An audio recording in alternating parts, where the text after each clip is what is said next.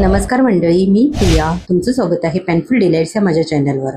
गणपती बाप्पाच्या आगमनाला आता फारसा वेळ उरलेला नाही. बाप्पाला आवडता नैवेद्य म्हणजे गरमागरम उकडीचे मोदक. पण त्यासाठी सगळ्यात महत्त्वाचे म्हणजे मऊसूद, गुळगुळीत आणि चिकट न होणारे पीठ तयार करणे. आज आपण अगदी सोप्या पद्धतीने घरच्या घरी मोदकाचे उत्तम पीठ कसे करायचे ते पाहूया.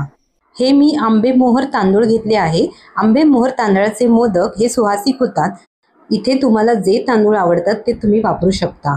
सर्वात प्रथम आपण हे तांदूळ निवडून घ्यायचे आहे. यामधले दगड, कणी काढून टाकायचे आहेत. आता हे तांदूळ मी एका टोपामध्ये टाकून चांगले धुवून घेणार आहे. हे तांदूळ हलक्या हाताने स्वच्छ धुवायचे आहेत. जोपर्यंत पाणी निथळ दिसत नाही तोपर्यंत हे तांदूळ 2 ते 3 वेळा धुवायचे आहे. तांदूळ धुतल्यामुळे तांदळावर शेतातील माती, धूळ, पेंढा, कडधान्याचे तुकडे किंवा लहान दगड असू शकतात. धुतल्याने ते निघून जातात. तांदूळ धुतल्यावर त्यावरील जास्तीचा स्टार्च निघून जातो.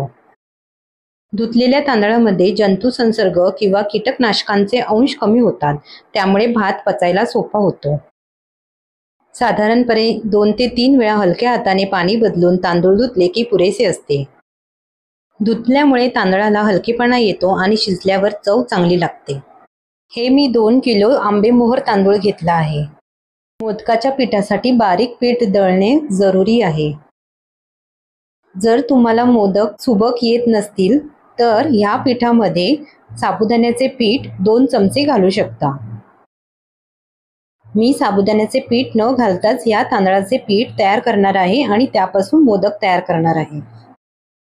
तांदळाच्या पिठामध्ये 2 चमचे साबुदाण्याचे पीठ टाकल्यामुळे तांदळाच्या पिठाला चकाकी येते, तसेच ते पीठ चिकट होते.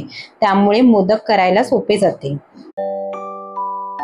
आंबेमोहर तांदळाच्या पिठाचे मोदक खूप चांगले होतात आणि त्याची उकडही चांगली येते.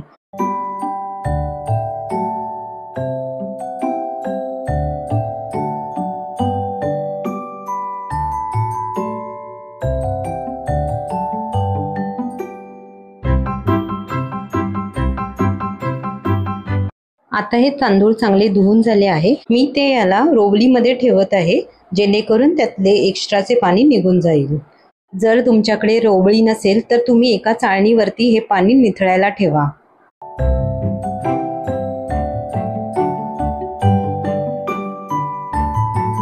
हे बघा, असे तांदळातले पाणी निघायला पाहिजे. आता हे अर्धा तासासाठी आपण असेच ठेवूया. पाणी निथळल्यानंतर हे तांदूळ एका स्वच्छ कपड्यावरती पसरवून ठेवायचे आहेत, जेणेकरून ते सुकतील.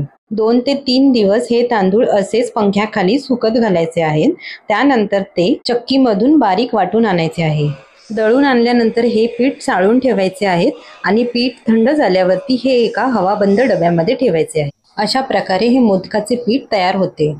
तुम्हाला जर हा व्हिडिओ आवडला असेल तर माझ्या व्हिडिओला लाईक करा, शेअर करा आणि सबस्क्राईब करायला विसरू नका.